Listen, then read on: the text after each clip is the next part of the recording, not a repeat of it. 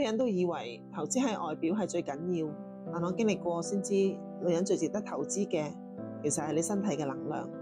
以前做空姐嗰陣，表面好似飛嚟飛去，生活好充實，其實我每日都係為咗家庭、工作而轉，完全冇聽過自己身體嘅心聲。嗰陣我覺得付出就係愛，結果反而搞到自己身心疲累，直到身體開始抗議，膝頭要開刀，仲要面對子宮肌瘤嘅挑戰。嗰陣一個人入手術室真係幾驚㗎，亦都係呢啲經歷令我醒覺，原來情緒同身體係相連嘅，啲唔係苦難，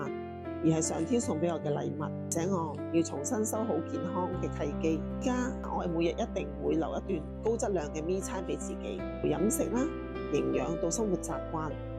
我都有咗一套全新嘅標準。呢種轉變唔係為咗其他人，而係想自己有個最好嘅體魄去照顧我珍惜嘅人。如果你都想告別疲勞，揾翻嗰個閃閃發亮嘅自己，唔係一個人，